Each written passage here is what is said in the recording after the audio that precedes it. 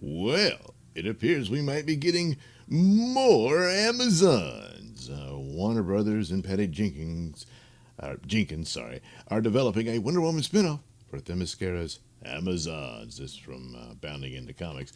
Stands to reason, since there is a project spinning out of Aquaman, a horror movie based on those creatures that were in the trench.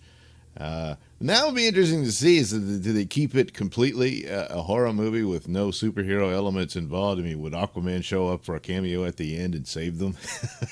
Because that kind of takes away the horror aspect of it. I don't know. Maybe if they just kept it small, where there's some people trapped on a boat in the middle of the ocean and they're being, hunted down by these monsters, might could work as just a small little horror film. Save on the production and then make a killing in the box office. But it can work, but it's just, it's in that same world. And it's like, hey, how come Aquaman never showed up? Well, yeah, he was busy. So anyway, this was an announcement at, it's not a rumor. She said this is a project. This was at the Comic-Con experience in Brazil. And she said that, yes, there's an idea for this, and she will develop and produce the project, but she's not going to direct it. There she is with her Wonder Woman, with fans cheering and all that. And so it was in Portuguese, and they did the translation. It says, yes, Patty Jenkins confirmed that Warner Brothers is developing a movie focused on the Amazon, which I assume would mean Amazons. She will not direct, but will work on executive production. No further details. And there's Mama Hippolyta. She's working on that. She's already got her idea for Wonder Woman 3, but she's going to take a rest on Wonder Woman films to pursue other films. And Gal Gadot, same thing. She's got other projects lined up and that sort of stuff. So could be a while before we hear the announcement of Wonder Woman 3. Plus, Wonder Woman 84 has got to do well. And the trailer looks pretty damn good. I'm a little worried about the story details, but even though it's not the story I would have pursued, especially concerning Maxwell Lord, it still might turn out to be pretty good. And I suppose they could leave it open. I don't know if he dies in it or not, but that he could later develop his actual superpowers that he has, his mind control abilities. Which in the comics came from an alien invasion. So he didn't always have powers. And in this instance, he's this type of guy who might have stuck his nose into something he shouldn't have. And he comes upon this magic rock that grants wishes.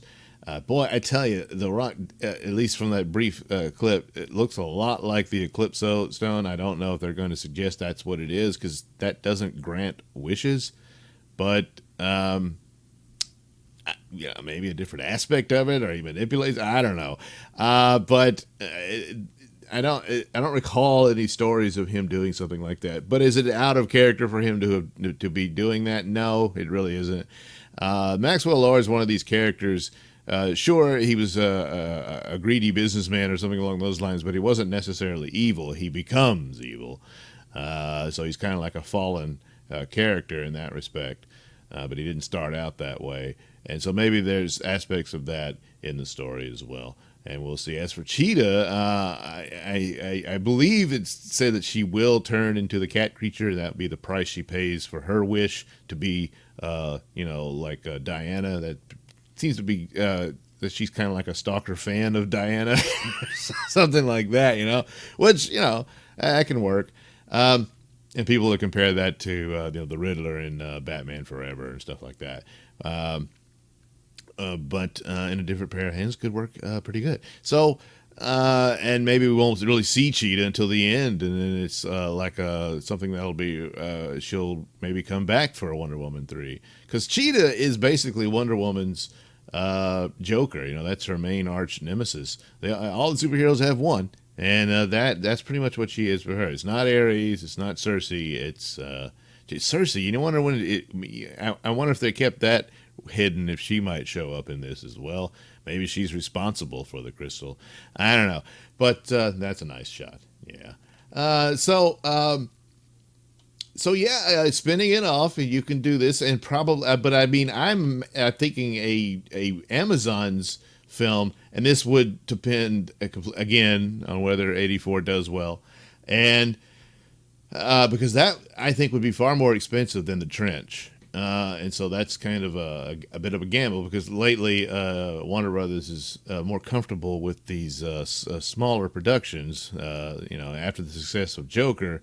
But Joker is its own thing. I don't know that you can repeat that over and over. Now, The Trench might be able to achieve that as a horror film, basically be very profitable while being cheap. And then there's Shazam, which by the numbers you think, well, that's not that big of a success. It is because it was cheap for them to make. And so it was not, they didn't lose money on it. And that's the main thing. Remember, this is a business. So you could have an Amazon movie. My guess would be the cool thing about it is, we got glimpses of their history in Wonder Woman. And boy, those paintings they did for that are just magnificent. And so that whole thing, and with Zeus and the Olympians, and maybe even having a romance story with Zeus and Hippolyta and all that. But kind of suggested there might have been a later romance between Hippolyta and I mean, they seemed like the parents of Diana, So it certainly fits in with the story, so that could be something else as well. Who knows? The Amazons could get their own trilogy of that story and keep it up like a Greek myth type thing. In the past, I don't know if you'd want to bring them into the future, unless it's they wanted to do a cinematic version of Amazon's Attack, and this puts Wonder Woman at odds with them, and she's stuck in the middle, that sort of thing. But that's way down the road, and who knows? I don't know. I mean, how long does Gal Gadot want to do Wonder Woman movies? So you got a limited amount of time to hit all the cylinders on this sort of stuff. But sounds fine to me, and so we'll see how that works out. As for the other standalones they can do, there's rumors about Darkseid and Lex Luthor. Darkseid, I would like to see a whole branch off of the New Gods and that whole story and give it the justice it wants. Ava DuVernay seems to be doing Female Furies. That's what it sounds like to me, which is not in total of the New Gods story. So I would like to see that. Boy, you could have a whole Game of Thrones in space on the screen there, hopefully with a better ending.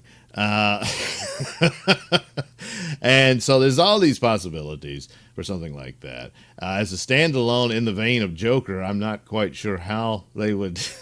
I don't know. With a space village, Lex Luthor, yeah, you could do that. A businessman who rises to power and becomes president. So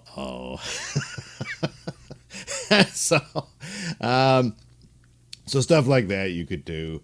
Apparently Catwoman, they're thinking of spinning out of the new Batman, all that type of stuff. Of course you can do that. And but it doesn't necessarily mean immediate success. So, but we'll see how that works, and hopefully Wonder Woman 84 does well. I really am hoping for it. The trailer looks great, but I've been through this before. Last Jedi. So hopefully it works out, and yeah, you could spin off all these stories out of Wonder Woman, and just like the Trench could possibly do for Aquaman. So there you go. Still things coming out of the DCEU, which still exists in some form or fashion. Also, I'd like to give a thank you to Chris Wong of the Ping Pong Flicks channel on YouTube, a more successful channel than mine, and mine is very, very small. But he does keep on top of the Release the Snyder Cut movement. That's I primarily go to his channel for any new tidbits out of that, and he's one of the ones that really pushes for it. But recently I sent him a Photoshop I did of when Zack Snyder released his logo for his Justice League, and he put out the T-shirts and hoodies and all that would go for the suicide prevention charity and whatnot. And I did this image of like a poster, if you will, of the whole story, best that I could with what is available.